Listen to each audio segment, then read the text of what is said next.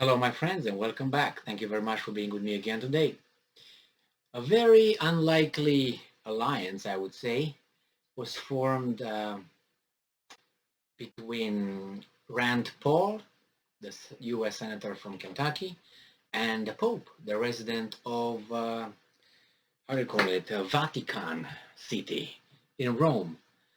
And they seem to agree on one subject, and that is NATO and Russia. And it's scary. I don't know, the Pope should be and is so political, but nevertheless, it is what it is. So let's see. This article comes from Washington Examiner, and this is from yesterday, June 19, 2022. And this is the title. The Pope agrees with Rand Paul about NATO expansion and Russia. Oh my God. Is he going to lose his job? Going to be a regime change in the Vatican? Senator Rand Paul, Republican of Kentucky, received some unexpected company last week in citing NATO expansion as the main reason Russia invaded Ukraine. Wow, can we have this? Can we have this here in the free world? I think it's very, very against the mainstream radical idea. So he's citing NATO expansion as the main reason Russia invaded Ukraine. I thought it was unprovoked invasion of Ukraine by Russia. Now, which one is it? All right. Pope Francis echoed Paul's earlier sentiment that NATO played a significant role in provoking Russia and shares a large part of the blame.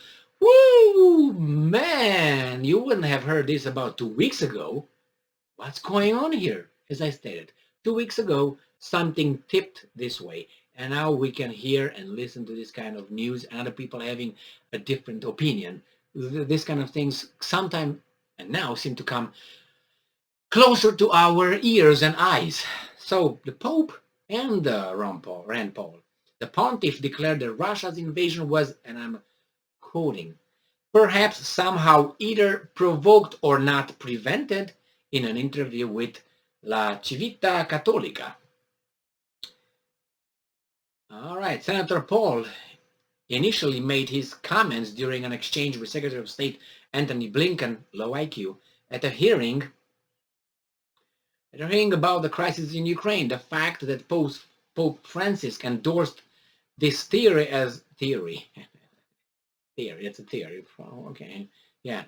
As well should come as no surprise. It has been a preeminent theory in geopolitics for several decades, yet Democrats and other left-wingers refuse to acknowledge this, despite decades of evidence supporting Paul's claim. Instead, they vilified and attacked Senator Paul along with anyone else who repeated this theory. Paul offered his criticism in April and was accused of being a Putin apologist. There you have it. No proof. I'm just going to call your name, so you shut up, Paul. There you have it.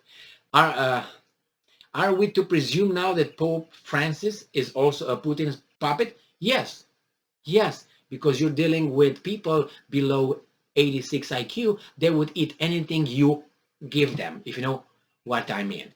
Anything. And we go further here and says, but now that Pope Francis has supported the NATO expansion. Where is that? I guess I lost it here. So nevertheless, someone may say to me, this is Pope Francis, someone may say to me at this point, but you are pro-Putin? No, I'm not, Francis said. I would be sympathetic and wrong to say such simplistic and wrong to say such a thing.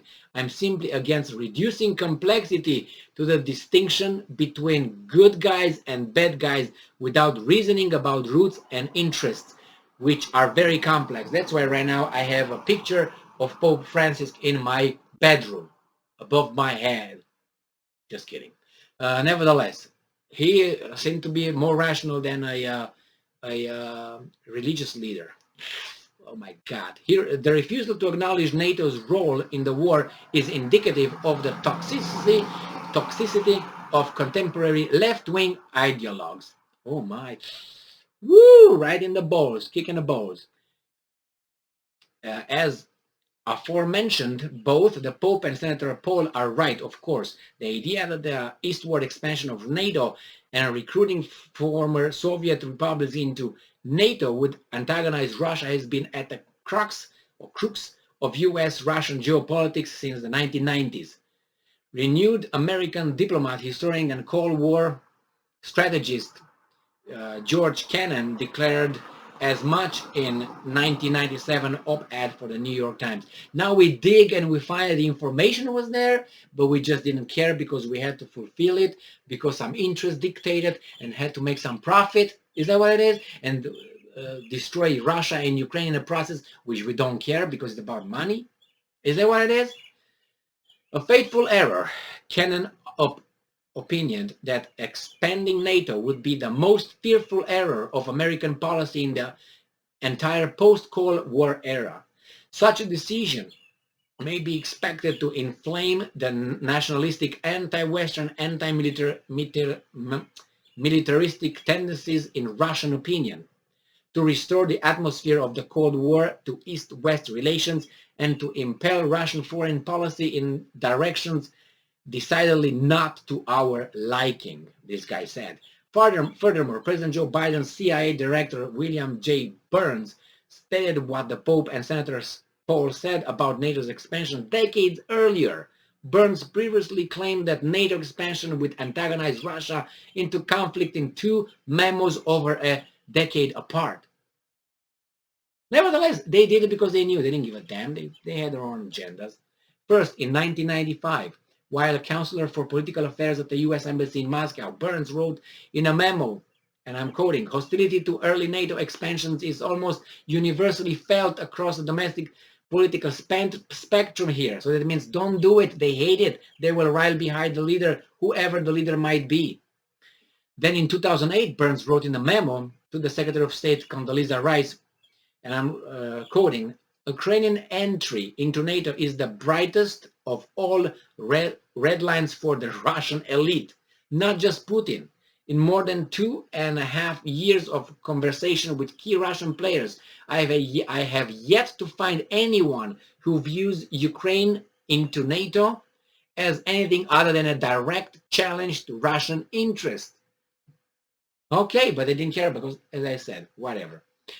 As the war in Ukraine continues and the United States keeps sending billions of dollars in aid, it's essential to realize the truth behind blah, blah, blah, blah, blah, blah, blah, blah. This doesn't exclude or justify Putin's invasion. Yeah, now it's the last two paragraphs, as I always said in an article, like in a story or in a movie. Human brain functions like this. It remembers the beginning of the story and the ending of the story. In this case, they always try the end to give you their version of reality. They begin with something neutral. Your brain remembers the neutral thing. Oh, well, let's find out.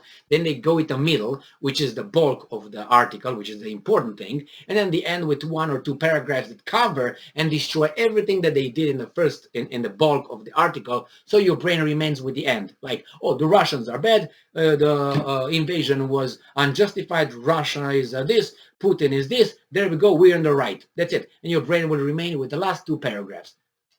Thank you, psychology. So nevertheless, Pope, Rand Paul, and Burns. And not only that, you can look at, for instance, that my beloved Jewish intellectual, I would say. He was a PhD of Russian studies. His name is Stephen Cohen, Jewish guy in America, very intelligent guy, very knowledgeable, very patient, very intelligent. Watch his speeches, watch his lectures. He died, I think, in 2019. Unfortunately, old age. But nevertheless, smart guy. The same thing Burns says. The same thing. It doesn't mean that it makes it right. But look at the situation right now. 80.8% support Putin in Russia against the special operation in Ukraine. What does that tell you? That coincides with what this guy said. That's the brightest red line in the Russian society. You want to go with it? Antagonize them? Yeah, you get what you deserve. Punch in the teeth.